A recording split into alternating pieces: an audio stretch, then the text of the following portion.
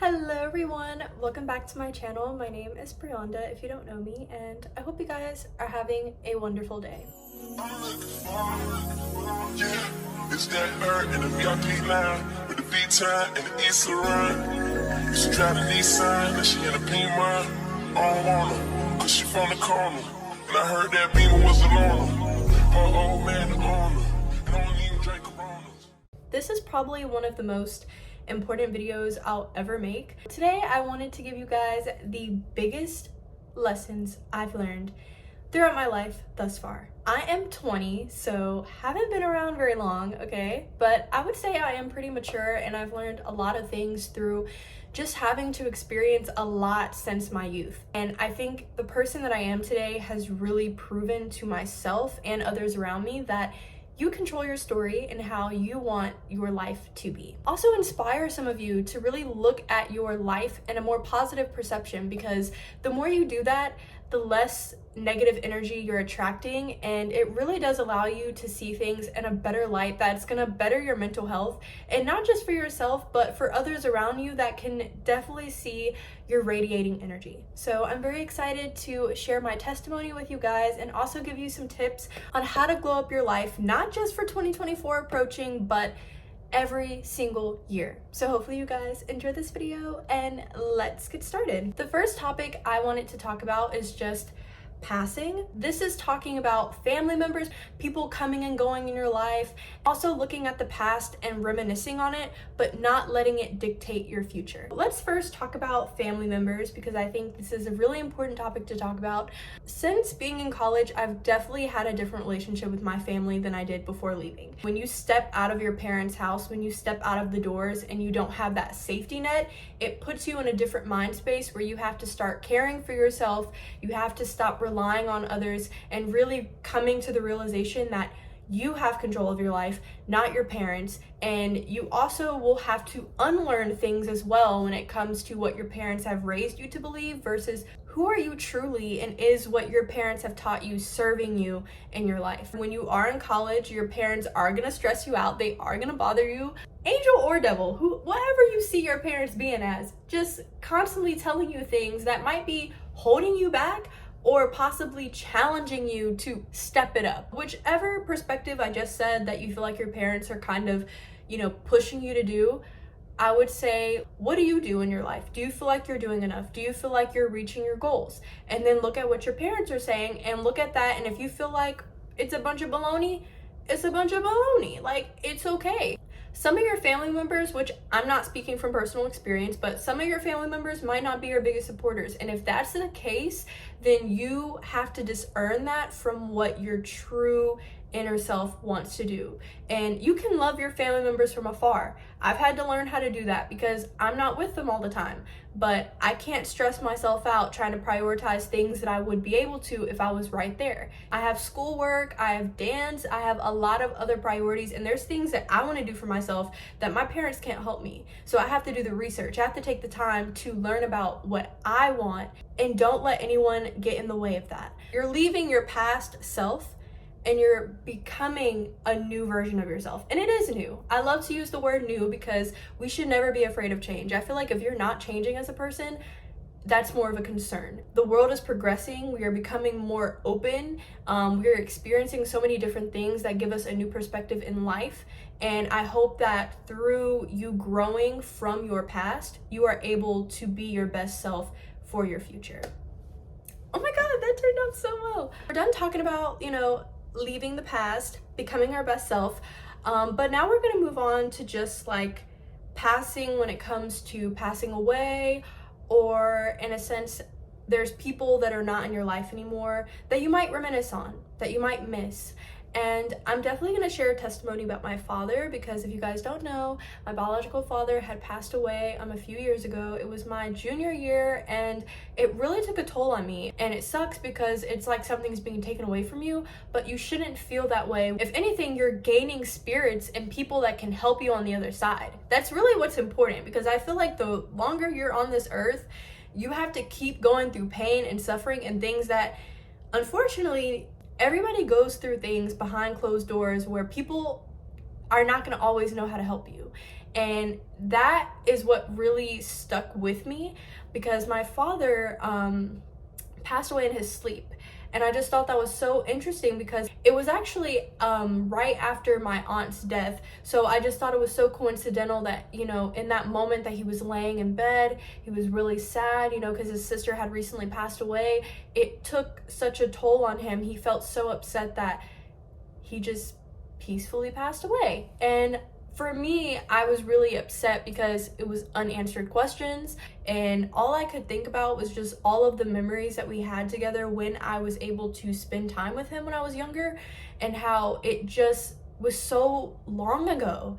Like, the last time I saw him was when I was a freshman in high school, and I was way different back then. Don't ever underestimate the value and time that you have with a person, because I wish I had more time with my dad. I wish I could ask him questions that I'm having now, because I never realized then, but he has such a different perspective that aligns so much with who I am inside that I want to know. I want to know if what he's thinking is exactly what I was going through.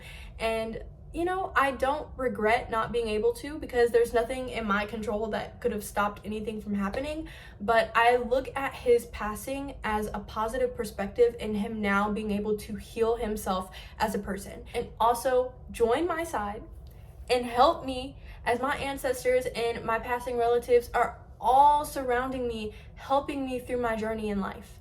They are, and yours are helping you too. And that's why it's so important to build relationships with people that you know can help you, because when they pass, oh, they're coming to check on you. They're definitely coming to check on you. Like, nah, they coming to see you. They coming to see you. So that's kind of how I like to positively look at death. I mean, I know that word is already just oof, but it's real. It's in life. It's gonna hit people sooner or later. But I hope my advice and the way that I look at the passing of my father will help you guys try to translate those feelings into something a little more positive and gain a takeaway from what you experience. So moving on to topic number dos, self versus others. I really like this title because you could take it either way. I don't mean if somebody is asking for help, you don't help them. I'm referring to when someone is putting you down, when you are sacrificing your values and morals or what you said you wanted to do for somebody else. You shouldn't sacrifice your boundaries or your goals ever for someone else, because if the roles were reversed, they probably wouldn't be doing that for you. I'm really glad that I'm sharing this, and I'm really surprised I didn't. This actually happened in high school. I want to say my sophomore year. I was a little bit different back then, so just bear with me. Dang, what do I want to call them?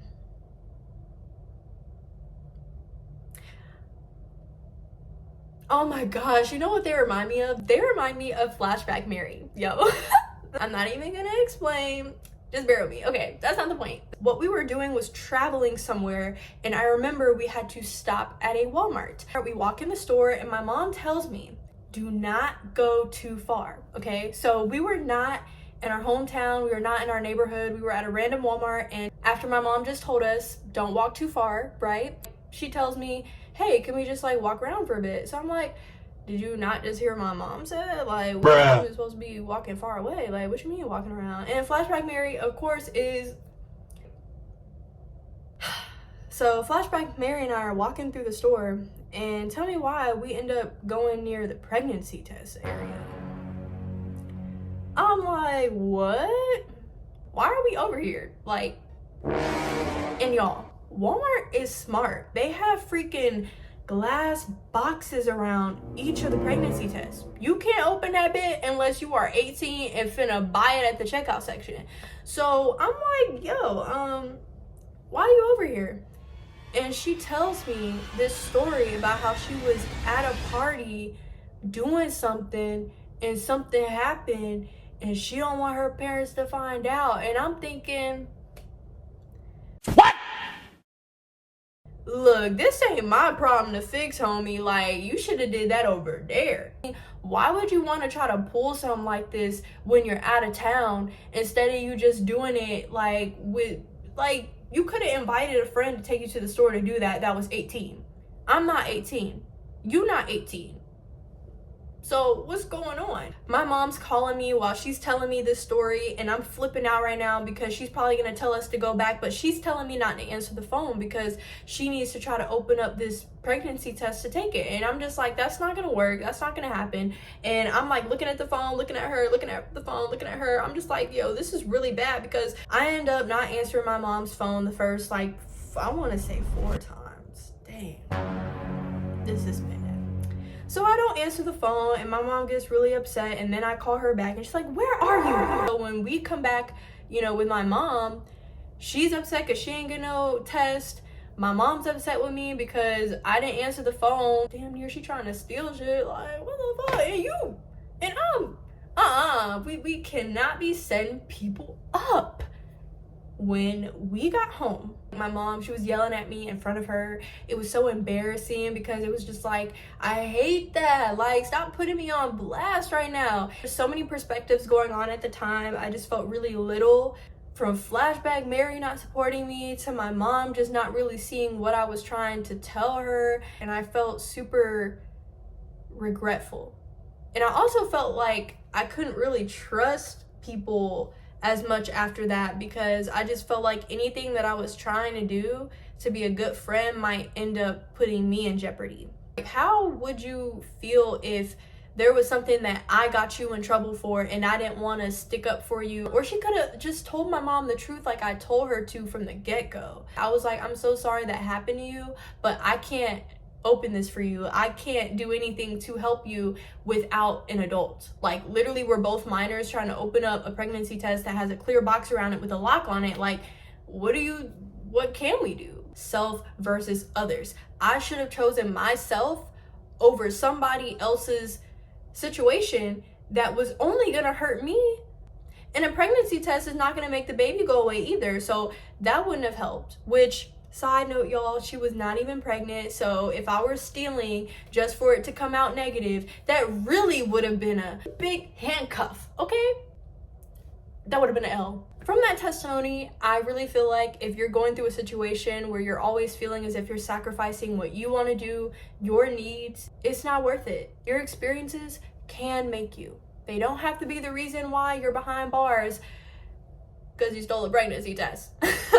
That's a little bit of a stretch. But anyway, next topic is about independence. I've kind of just went through it all my life, but when you're a baddie, you know, like, and I'm talking about bad bit-ish, like, you don't feed off of other people's energy in a negative way.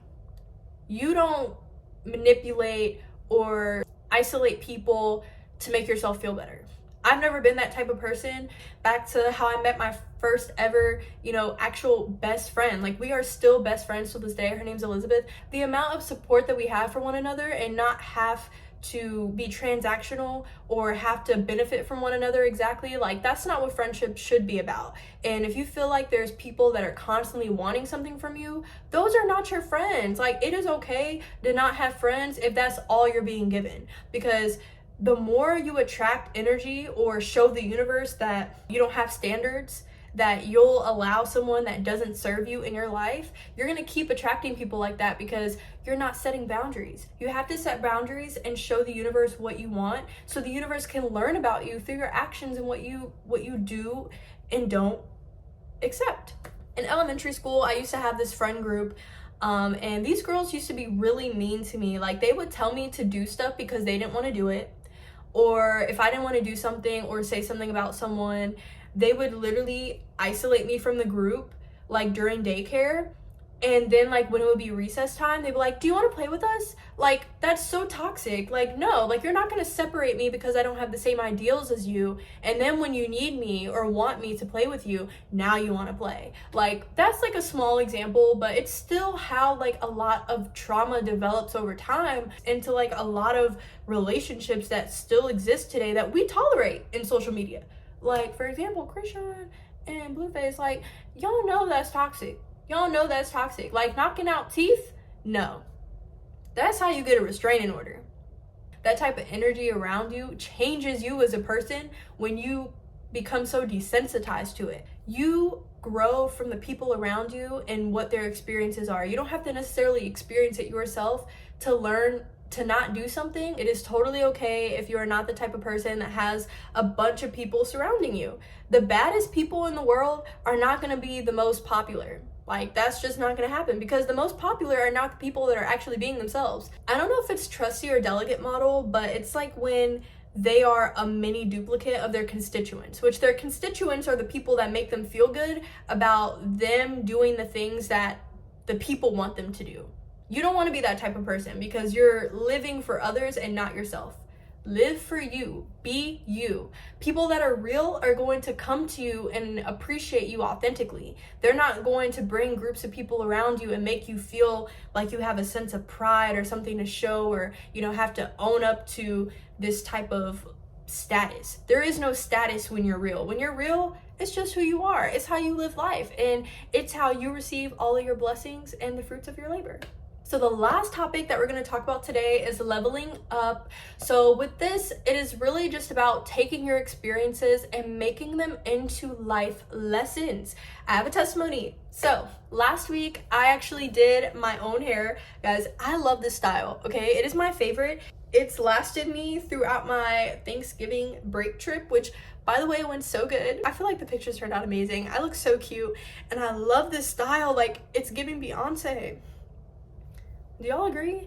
So I did my own unit. However, I was supposed to be getting it done by one of my new acquaintances that I recently, have been talking to. She was super sweet and was actually offering to do my hair. So I didn't even know that she did hair until she was like, "Oh, girl, I can do your next style."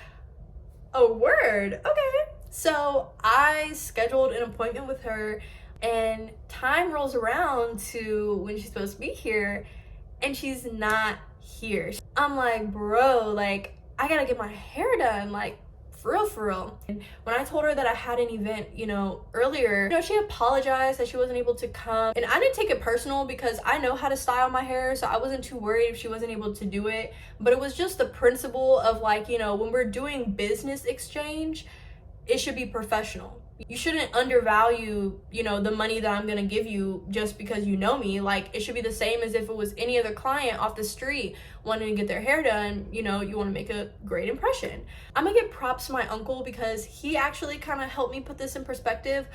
But it's not that she's a bad friend. It's about how friends doing business can get a little complicated and more difficult. When you have a friendship that is prioritized over business, it leads to a lot of misconceptions about what's acceptable, for the fact that if something happens that you wouldn't necessarily tolerate if it were, a normal hairstylist with a hair salon, and if they flaked on your appointment, you probably would never work with them again. But because this is a friend, you're allowing more to happen that maybe you wouldn't on the daily basis.